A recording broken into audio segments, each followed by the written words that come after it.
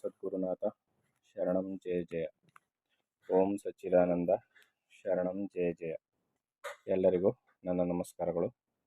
ಜ್ಞಾನೇಶ್ವರಿ ಗೀತಾಮೃತ. ಕೃಷ್ಣನು ಅರ್ಜುನನಿಗೆ ಈ ಜ್ಞಾನಯೋಗದ ಬಗ್ಗೆ ವಿಚಾರವನ್ನು ಹೇಳ್ತಾ ಇದ್ದ.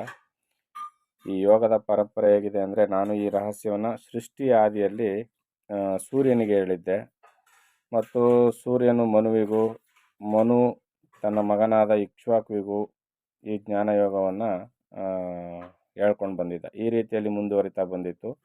ಸೂರ್ಯನು ಪ್ರತಿನಿತ್ಯ ಆಗ ಸೃಷ್ಟಿ ಆದಿಯಲ್ಲಿ ನಾನೇ ಹೇಳಿದ್ದ ಈ ಯೋಗವನ್ನು ಕಿಂಚಿತ್ತೂ ವ್ಯತ್ಯಾಸ ಮಾಡದೆ, ಒಂದು ದಿನವೂ ತಪ್ಪಿಸದೆ ಅನುಸರಿಸ್ಕೊಂಡು ಬರ್ತಾ ಇದ್ದಾನೆ ಅಂತ ಮಾತನ್ನು ಹೇಳ್ದ. ಅನಂತರ ಈ ಯೋಗವು ಅನೇಕ ರಾಜ ಋಷಿಗಳ ಪರಂಪರೆಯಲ್ಲಿ ನಡೆಯುತ್ತಾ ಬಂದು ಇತ್ತೀಚೆಗೆ ಬಹು ದಿವಸಗಳಿಂದ ನಿಂತು ಹೋಯಿತು. ಇದು ಹೀಗೆ ಮುಂದುವರ್ಕೊಂಡು ಬಂದಿತ್ತು ಅರ್ಜುನ. ಅನೇಕ ರಾಜ ಋಷಿಗಳು ಅವರುಗಳ ಪರಂಪರೆಯಲ್ಲಿ ಇದು ನಡ್ಕೊಂಡು ಬಂದು ಇತ್ತೀಚೆಗೆ ನಿಂತು ಹೋಯ್ತಿದ್ದು. ಈಗಿನವರು ಜ್ಞಾನಯೋಗವನ್ನು ತಿಳಿಯಲಾರದೆ ಸ್ವಾತ್ಮತತ್ವವನ್ನೇ ಮರೆತು ದೇಹ ಚಿಂತನೆಯಲ್ಲಿ ಕಾಲ ಕಳೆಯತೊಡಗಿದರು. ಇತ್ತೀಚಿನ ಜನರಿಗೆ ಈ ಜ್ಞಾನಯೋಗವನ್ನು ತಿಳ್ಕೊಳ್ಳೋಕ್ಕೆ ಸಾಧ್ಯವಾಗದೆ ಸ್ವಂತ ಆತ್ಮತತ್ವವನ್ನೇ ಮರೆತು ದೇಹದ ಚಿಂತನೆಯಲ್ಲಿ, ದೇಹದ ಸುಖ ಪಾಲನೆ ಪೋಷಣೆಯಲ್ಲಿ ಕಾಲ ಕಳೆಯತೊಡಗಿದ್ದಾರೆ. ಆಸ್ತಿಕತ್ವವು ಅಡ್ಡದಾರಿ ಹಿಡಿತು. ಆಸ್ತಿಕತ್ವ ಅಂದರೆ ದೇವರಿದ್ದಾನೆ ಅಂತ ನಂಬುವ ಒಂದು ವಿಚಾರ ಇದೆಯಲ್ಲ, ಅದು ಅಡ್ಡದಾರಿ ಹಿಡಿತು. ಸರಿಯಾದ ದಾರಿಯಲ್ಲಿ ಬರಲಿಲ್ಲ. ದೇವರಿದ್ದಾನೆ ಅಂತ ಎಲ್ಲರೂ ನಂಬಿದ್ದಾರೆ, ಆದರೆ ಸರಿಯಾದ ದಾರಿಯಲ್ಲಿ ಬಂದಿದ್ರೆ ಅದರ ಕ್ರಮವನ್ನು ಸರಿಯಾಗಿ ತಿಳಿದು ದೇವರು ಅಂದರೆ ಏನು ಅಂತ ಸರಿಯಾಗಿ ತಿಳಿಬೋದಿತ್ತು. ಆದರೆ ದೇವರಿದ್ದಾನೆ ಅನ್ನೋ ನಂಬಿಕೆ ಅಡ್ಡದಾರಿಲಿ ಹೋಗ್ತು ಅಷ್ಟೆ. ದೇವರಿಲ್ಲ ಅಂತ ಯಾರು ಇಲ್ಲ ಅಂತ ಯಾರು ಹೇಳ್ತಾ ಇಲ್ಲ, ಇದ್ದಾನೆ, ಆದರೆ ಅದು ಅಡ್ಡದಾರಿಯನ್ನು ಹಿಡಿಯಿತು. ವಿಷಯಗಳಲ್ಲಿಯೇ ಮಹತ್ತರವಾದ ಸುಖವಿದೆ ಎಂದು ಭಾವಿಸಿ ಸ್ವಸ್ಥ ಚಿತ್ತದಿಂದ ಅನುಭವಿಸುತ್ತಾ ಮತ್ತರಾದರು. ಇಂದ್ರಿಯಗಳ ಮೂಲಕ ವಿಷಯ ವಸ್ತುಗಳಲ್ಲಿ ಸುಖವಿದೆ, ಇಂದ್ರಿಯಗಳ ಮೂಲಕ ಅದನ್ನು ಅನುಭವಿಸಬೇಕು, ಮತ್ತು ಅದಕ್ಕಾಗಿ ಏನೇನೋ ಅಡ್ಡದಾರಿಗಳನ್ನ ಅನುಸರಿಸಿ ದೇವರ ಹೆಸರನ್ನ ಹೇಳಿ ಅದರಲ್ಲೇ ಅನುಭವಿಸ್ತಾ ಮತ್ತರಾಗಿ ಹೋದರು. ದೇಹವನ್ನೇ ನಂಬಿ ಎಲ್ಲರೂ ನಾಸ್ತಿಕರಾಗತೊಡಗಿದರು. ಕೊನೆಗೆ ಏನಾಯಿತು, ಅಡ್ಡದಾರಿಯನ್ನು ಹಿಡಿದಂಥ ಒಂದು ಪರಂಪರೆ ಆಸ್ತಿಕತ್ವ ಹೋಗಿ ನಾಸ್ತಿಕತ್ವ ಬಂದ್ಬಿಡ್ತು. ದೇವರಿಲ್ಲ, ಇದಿಲ್ಲ ಅಂತ ಎಲ್ಲ ಅಡ್ಡದಾರಿಯನ್ನು ಹಿಡಿದ್ರು. ದಿಗಂಬರನು ಶ್ರೇಷ್ಠವಾದ ಪೀತಾಂಬರಕ್ಕೆ ಬೆಲೆ ಕಟ್ಟಬಲ್ಲನೆ. ಹೌದಾ, ಬೆತ್ತಲೆಯಾಗಿ ತಿರುಗುವವನು ಒಂದು ಶ್ರೇಷ್ಠವಾದ ಪೀತಾಂಬರದ ಬಟ್ಟೆಯನ್ನು ನೋಡಿದ್ರೆ ಅದಕ್ಕೆ ಬೆಲೆ ಕಟ್ಟೋಕ್ಕಾಗುತ್ತೆ ಅವನ ಕೈಲಿ? ಯಾಕಂದ್ರೆ ಅವನಿಗೆ ಅದರ ವ್ಯಾಲ್ಯೂನೇ ಗೊತ್ತಿರೋದಿಲ್ಲ, ಅದರ ಶ್ರೇಷ್ಠತೆ ಏನು ಅಂತ ಗೊತ್ತಿರೋದಿಲ್ಲ. ಅದರಿಂದ ಆ ರೀತಿಯಲ್ಲಿ ಇನ್ನು ಚಂದ್ರನಲ್ಲಿರುವ ಸುಧಾರಸವನ್ನು ನರಿಯು ಬಲ್ಲುದೆ, ಚಂದ್ರೋದಯದ ಮಹತ್ವವನ್ನು ಕಾಗೆಗಳು ಬಲ್ಲವೆ. ವೈರಾಗ್ಯವೆಂಬ ಊರಿಗೆ ಎಂದೂ ಹೋಗದವರಿಗೆ ಆತ್ಮವಿಚಾರವು ದೊರೆಯಬಲ್ಲುದೆ. ಈ ವೈರಾಗ್ಯವನ್ನು ಒಂದು ಸಾರಿಯೂ ಅನುಭವಿಸ್ತೇ ಇರೋರಿಗೆ ಅವ್ರಿಗೆ ಅದರ ರುಚಿ ಏನು ಗೊತ್ತಾಗುತ್ತೆ? ಆತ್ಮವಿಚಾರ ಎಲ್ಲಿಂದ ಬರುತ್ತೆ? ಮೂರ್ಖ ಪುರುಷರಿಗೆ ಪರಮಾತ್ಮನು ದೊರೆಯಬಲ್ಲನೆ. ಕಾಲ ಕಳೆದಂತೆಲ್ಲ ಮೋಹವು ಗೊತ್ತಿಲ್ಲದಂತೆ ಹರಡಿ ಎಲ್ಲರೂ ವ್ಯರ್ಥವಾಗಿ ಕಾಲ ಕಳೆಯುವಂತೆ ಮಾಡಿತು. ಆದ್ದರಿಂದ ಈ ಲೋಕದಲ್ಲಿ ಮೂರ್ಖರಿಗೆ ತಿಳಿವಿಲ್ಲದೆ ಈ ಯೋಗವು ಲೋಪಿಸಿತು. ಕಾಲ ಕಳೆದಂತೆಲ್ಲ ಇಂದ್ರಿಯ ಸುಖ ಭೋಗಗಳ ದೇಹದ ಸುಖಕ್ಕೆ ಮಹತ್ವ ಕೊಡುವವರ ಸಂಖ್ಯೆ ಹೆಚ್ಚಾಯ್ತಾ ಬಂತು. ಕಾಲ ಕಳೆದಂತೆಲ್ಲ ಏನಾಯಿತು, ಈ ಯೋಗ ಲೋಪವಾಗ್ತಾ ಬಂತು. ಅರ್ಜುನ, ನಾನು ನಿನಗೆ ಹೇಳುತ್ತಿರುವ ಯೋಗ ರಹಸ್ಯವು ಸೂರ್ಯ ಪರಂಪರೆಯಿಂದಲೂ ಬಂದಿರುವುದು. ಈ ವಿಷಯದಲ್ಲಿ ನೀನು ಸಂದೇಹಿಸಬೇಡ. ನೀನು ನನಗೆ ಅತ್ಯಂತ ಪ್ರಿಯ ಭಕ್ತನಾದುದರಿಂದ ನನ್ನ ಹೃದಯದ ರಹಸ್ಯವನ್ನು ಗುಪ್ತಪಡಿಸಲಾಗಲಿಲ್ಲ. ನೀನು ನನಗೆ ಅತ್ಯಂತ ಪ್ರಿಯನಾದ ಶಿಷ್ಯನಾದ್ದರಿಂದ ನಾನು ಇದನ್ನು ಗುಟ್ಟಾಗಿ ಇಟ್ಕೊಳ್ಳೋಕ್ಕಾಗಲಿಲ್ಲ. ವೀರನಾದ ಪಾರ್ಥ, ನೀನು ಪೂರ್ಣ ಪ್ರೇಮಾವತಾರವೂ ಭಕ್ತಿಗೆ ಪ್ರಮಾಣನೂ ಮಿತ್ರತೆಯಲ್ಲಿ ನನ್ನ ಜೀವನದ ಸರ್ವಸ್ವವೂ ಶ್ರದ್ಧೆಯ ನಿಲಯವೂ ಆಗಿರುವ ನಿನ್ನಲ್ಲಿ ಈ ರಹಸ್ಯವನ್ನು ಬಚ್ಚಿಡಲು ಆಗಲಿಲ್ಲ.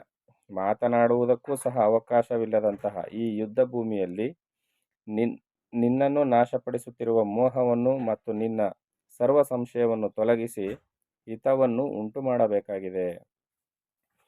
ಅಲ್ಲಿ ಯುದ್ಧ ಭೂಮಿಯಲ್ಲಿ ಮಾತಾಡೋದಕ್ಕೂ ಕೂಡ ಅವಕಾಶ ಇರೋದಿಲ್ಲ. ಅಂಥದ್ರಲ್ಲಿ ಇನ್ನು ಯುದ್ಧ ಭೂಮಿಯಲ್ಲಿ ಅವಸ್ಥೆಯನ್ನು ನೋಡಿ, ಈ ಜಾಗದಲ್ಲಿ ನಿನಗೆ ಮೋಹ ಆವರಿಸ್ಕೊಂಡಿದೆ. ಮಾತನಾಡೋದಕ್ಕೆ ಅವಕಾಶ ಇಲ್ಲದೆ ಇರೋಂಥ ಈ ಜಾಗದಲ್ಲಿ ನಾನು ನಿನ್ನ ಸಂಶಯವನ್ನು ಹೋಗಲಾಡಿಸಿ ನಿನಗೆ ಒಳ್ಳೆಯದನ್ನು ಮಾಡಬೇಕಾಗಿರೋದು ನನ್ನ ಕರ್ತವ್ಯವಾಗಿದೆ. ಆದ್ದರಿಂದ ನಿನಗಿಷ್ಟೆಲ್ಲವನ್ನು ಹೇಳ್ತಾ ಇದ್ದೀನಿ ಅಂತ ಹೇಳ್ತಾನೆ. ಅದಕ್ಕೆ ಅರ್ಜುನ ಹೇಳ್ತಾನೆ, ಆ ಸಮಯದಲ್ಲಿ ಅರ್ಜುನನು, ಹೇ ಕರುಣಾನಿಧಿ, ನೀನು ಈ ರೀತಿ ನನ್ನನ್ನು ಪ್ರೇಮಿಸುತ್ತಿರುವುದು ಸೋಜಿಗವಲ್ಲ. ಇದೇನು ಸೋಜಿಗ ಅಲ್ಲ ಬಿಡು ಕೃಷ್ಣ, ನೀನು ನನ್ನನ್ನು ಪ್ರೀತಿಸ್ತಾ ಇರೋದು ಇದೇನು ಸೋಜಿಗ ಅಲ್ಲ. ಯಾಕಂದರೆ ಕಾರಣ, ತಾಯಿಯು ಮಕ್ಕಳನ್ನು ಪ್ರೇಮಿಸುತ್ತಿರುವುದರಲ್ಲಿ ಆಶ್ಚರ್ಯವೇನಿದೆ. ಒಬ್ಬ ತಾಯಿ ತನ್ನ ಮಗುವನ್ನು ಎಷ್ಟು ಪ್ರೇಮಿಸ್ತಾಳೆ ಅಂದರೆ ಅದಕ್ಕೆ ಬೆಲೆನೇ ಕಟ್ಟೋಕ್ಕಾಗೋದಿಲ್ಲ. ಆದರೆ ಅದರಲ್ಲಿ ಸೋಜಿಗ ಏನಿಲ್ಲ, ಯಾಕಂದರೆ ತನ್ನ ಮಗುವನ್ನು ತಾನು ಪ್ರೀತಿಸ್ತಾಳೆ. ಬೇಸಿಗೆಯ ಬಿಸಿಲಲ್ಲಿ ಸಂತಾಪಗೊಂಡವರಿಗೆ ಶೀತಲವಾದ ಛಾಯೆಯು ದೊರೆತಂತೆ ನಿರಾಶ್ರಿತರಿಗೆ ನೀನು ತಂದೆಯಾಗಿರುವೆ. ಹೇ ದೇವ, ನಿನ್ನ ಕೃಪೆಯಿಂದಲೇ ನನಗೆ ಈ ಪವಿತ್ರ ಜನ್ಮವು ಬಂದಿರುತ್ತದೆ. ತುಂಟನಾದ ಮಗನನ್ನು ಹಡೆದಿರುವ ತಾಯಿಯು ತನ್ನ ಜೀವಿತದಲ್ಲೆಲ್ಲ ಆತನ ತೊಂದರೆಗಳನ್ನು ಸಹಿಸಬೇಕಾಗುವಂತೆ ನೀನು ನನ್ನ ತೊಂದರೆಗಳನ್ನೆಲ್ಲ ಸಹಿಸಬೇಕಾಗುತ್ತದೆ. ಅರ್ಜುನ ಏನು ಮಾಡಿದ್ರು ಕೃಷ್ಣ ಸಹಿಸ್ಕೋಬೇಕು, ಯಾಕಂದರೆ ಅವನ ಮೇಲೆ ಅಷ್ಟು ಪ್ರೀತಿ. ಹಾಗೆ ನಿನ್ನ ಎದುರಿನಲ್ಲಿ ವರ್ಣಿಸುವುದಾದರೂ ಏನಿದೆ, ಆಗಲಿ. ಹೇ ದೇವ, ನೀನು ನನ್ನ ಪ್ರಶ್ನೆಗೆ ಆಗ್ರಹಗೊಳ್ಳದೆ ಜಾಗ್ರತೆಯಾಗಿ ಉತ್ತರವನ್ನು ಹೇಳು. ನಾನು ಕೆಲವು ಪ್ರಶ್ನೆಗಳನ್ನ ಕೇಳ್ತೀನಿ ಪರಮಾತ್ಮ, ಕೋಪ ಮಾಡ್ಕೋಬೇಡ ಮತ್ತು ಬೇಗ ಬೇಗ ಉತ್ತರವನ್ನು ಹೇಳು ನನಗೆ. ನೀನು ಇದಕ್ಕೆ ಮೊದಲು ಈ ಯೋಗ ರಹಸ್ಯವನ್ನು ಸೂರ್ಯನಿಗೆ ಉಪದೇಶಿಸಿದನೆಂದು ಹೇಳಿದ ಮಾತನ್ನು ನಂಬುವುದು ಹೇಗೆ? ನೀನು ಸೂರ್ಯನಿಗೆ ಉಪದೇಶ ಮಾಡಿದೆ ನಾನು ಆ ಸೃಷ್ಟಿ ಆದಿಯಲ್ಲಿ ಅಂತ ಹೇಳಿದೆಯಲ್ಲ, ಅದನ್ನು ನಾನು ಹೆಂಗೆ ನಂಬಲಿ? ಈ ವೈವಸ್ವತ ಅಂದರೆ ಸೂರ್ಯನು, ವೈವಸ್ವತ ಅಂದ್ರೇನು? ಸೂರ್ಯನು ಯಾರೆಂಬುದು ನಮ್ಮ ಹಿರಿಯರಿಗೂ ತಿಳಿಯೋದು. ಯಾಕಂದರೆ ನಮ್ಮ ತಾತ ಮುತ್ತಾತರಿಗೂ ಗೊತ್ತಿಲ್ಲ ಸೂರ್ಯ ಯಾರು ಅಂತ. ಆತನು ಪುರಾತನನು, ನೀನು ಈಚಿನ ಕಾಲದವನು. ಏನು ನನಗಿಂತ ಒಂದು 10 ವರ್ಷ 15 ವರ್ಷ ದೊಡ್ಡವನು ಇರ್ಬೋದು, ನೀನು ಒಂದು 20 ವರ್ಷನೇ ದೊಡ್ಡವನು ಇರ್ಬೋದು. ನೀನು ಸೂರ್ಯನಿಗೆ ಉಪದೇಶ ಮಾಡಿದೆ ಅಂತ ಹೇಳ್ತೀಯಲ್ಲ ಕೃಷ್ಣ, ಅದು ಹೆಂಗೆ ನಂಬಕ್ಕೆ ಸಾಧ್ಯ? ಅಂದರೆ ನನ್ನ ಸಮವಯಸ್ಕನು ಹೀಗಿರುವಲ್ಲಿ ಬಹುಕಾಲದ ಹಿಂದಿನ ಸೂರ್ಯನಿಗೆ ಹೇಳಿದುದು ಹೇಗೆ? ಈ ರೀತಿ ಹೇಳುವ ಮಾತು ಅಸಂಬದ್ಧವಲ್ಲವೇ? ಹೇ ದೇವ, ನಿನ್ನ ಚರಿತ್ರೆಯು ಅಗಾಧವಾದೆಡೆ ನಿನ್ನ ಲೀಲೆಯು ಅದ್ಭುತವಾದದ್ದು. ಆದ್ದರಿಂದ ನಿನ್ನ ಮಾತನ್ನು ಸುಳ್ಳು ಎನ್ನಲಾರೆ. ನೀನು ವೈವಸ್ವತ ಸೂರ್ಯನಿಗೆ ಯಾವ ರೀತಿ ಉಪದೇಶಿಸಿದೆ ಎಂಬುದನ್ನು ನನ್ನ ಮನಸ್ಸಿಗೆ ಚೆನ್ನಾಗಿ ಗೊತ್ತಾಗುವಂತೆ ಹೇಳಿ ಈ ಸಂಶಯವನ್ನು ನಿವಾರಿಸು. ನೀನು ನನ್ನ ಸಮವಯಸ್ಕನಾಗಿ ನನ್ನ ಸಮಕಾಲೀನನಾಗಿದ್ದೀಯಾ? ನೀನು ನೋಡಿದ್ರೆ ಸೂರ್ಯ ಯಾವಾಗ ಹುಡ್ತಾ ಅಂತಲೇ ಗೊತ್ತಿಲ್ಲ, ಅವನಿಗೂ ಉಪದೇಶ ಮಾಡಿದೆ ಅಂತ ಹೇಳ್ತೀಯಲ್ಲ ನೀನು. ಇದ್ರ ಬಗ್ಗೆ ನನಗೆ ಹೇಳು, ಇದು ನನಗೆ ಸಂಶಯವಾಗಿದೆ ಅಂತ ಕೇಳ್ತಾನೆ. ಅದಕ್ಕೆ ಕೃಷ್ಣ ಹೇಳ್ತಾನೆ, ಹೇ ಪಾರ್ಥ, ಈ ಲೋಕದಲ್ಲಿ ನನಗೂ ನಿನಗೂ ಅನೇಕ ಜನ್ಮಗಳಾಗಿವೆ. ಅವರಿಬ್ಬರಿಗೇನಾ ಅಂತಂದರೆ ನಮಗೂ ಸಹಿತವಾಗಿ ಸೇರಿಸಿ ಹೇಳ್ತಾ ಇರೋದು. ನನಗೂ ನಿನಗೂ ಅನೇಕ ಜನ್ಮಗಳಾಗಿವೆ.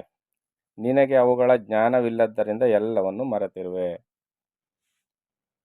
ನಾನು ಯಾವ ಯಾವ ಕಾಲದಲ್ಲಿ ಎಂತೆಂತಹ ರೂಪವನ್ನು ಧರಿಸಿ ಭೂಭಾರವನ್ನು ಇಳಿಸಿದೆನೆಂಬ ಜನ್ಮ ಚರಿತ್ರೆಯೆಲ್ಲ ನನಗೆ ಸ್ಮರಣೆಯಲ್ಲಿ ಇರುವುದು. ಆದ್ದರಿಂದ ಸೂರ್ಯನು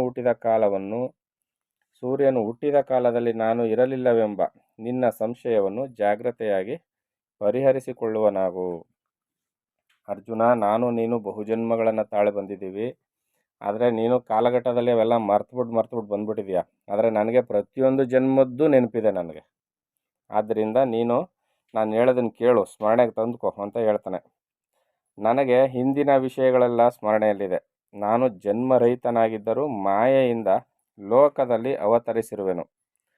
ನಾನು ಜನ್ಮ ಧರಿಸಿದ್ದರೂ ನನ್ನ ಅವ್ಯಯ ತತ್ವಕ್ಕೆ ಹಾನಿ ಇಲ್ಲ. ಸ್ಥಿರವಾದಂಥ ನನ್ನ ಆತ್ಮತತ್ವದ ವಿಚಾರಕ್ಕೆ ಹಾನಿ ಇಲ್ಲ. ನಾನು ಎಷ್ಟು ಜನ್ಮ ಎತ್ತಿದ್ರೂ ಅದು ನಷ್ಟವಾಗೋದಿಲ್ಲ. ಜನನ ಮರಣಾದಿಗಳು ತೋರುತ್ತಿದ್ದರೂ ನನ್ನ ಸ್ವರೂಪಕ್ಕೆ ನಷ್ಟವಿಲ್ಲ. ಮಾಯಾ ಸ್ವಭಾವದಿಂದ ನಾನು ಅವತರಿಸಿದೆನೆಂತಲೂ ನಿಜಧಾಮಕ್ಕೆ ಹೋಗುವೆನೆಂತಲೂ ತೋರಿದರೂ ನನ್ನ ಸ್ವಾತಂತ್ರ್ಯಕ್ಕೆ ಸ್ವಲ್ಪವಾದರೂ ಲೋಪವಿಲ್ಲ. ಕೃಷ್ಣ ಹೇಳ್ತಿರೋದ ಮಾತು. ಪ್ರತಿ ಜನ್ಮ ಎತ್ತಿದಾಗಲೂ ನನ್ನ ತತ್ವಕ್ಕೆ ಯಾವುದೇ ಅಡ್ಡಿ ಇಲ್ಲ. ಮಾಯೆ ನನ್ನನ್ನು ಏನೂ ಮಾಡಲಾರದು.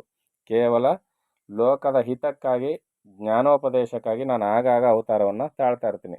ನಾನು ಅವತರಿಸಿದಾಗ ಭ್ರಾಂತಿವಶರಾದ ಮೂರ್ಖರು ನನ್ನನ್ನು ಕರ್ಮಾಧೀನನೆಂದು ಹೇಳುವರು. ನಾನು ಅವತಾರ ಮಾಡಿ ಬಂದಾಗಲೆಲ್ಲ ಮೂರ್ಖರಾದವರು ಏನು ಮಾಡ್ತಾರೆ?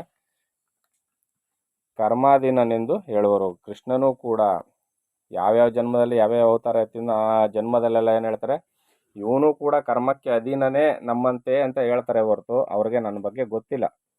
ಆದರೆ ನಿರ್ಗುಣ ನಿರಾಕಾರನಾಗಿರುವ ನನಗೆ ಕರ್ಮ ಬಂಧನವಿರಬಲ್ಲುದೆ. ನಿರ್ಗುಣ ನಿರಾಕಾರನಾದ ಪರಮಾತ್ಮ ನಾನು ಸರ್ವವನ್ನು ಒಳಗೊಂಡಿರ್ತಕ್ಕಂಥವನು. ನನಗೆ ಕರ್ಮ ಬಂಧನ ಎಲ್ಲಿಂದ ಬರಬೇಕು? ಮತ್ತು ಈ ಸಾಕಾರ ರೂಪ ಯಾರಿಗಾಗಿ? ಲೋಕದ ಉದ್ಧಾರಕ್ಕಾಗಿ.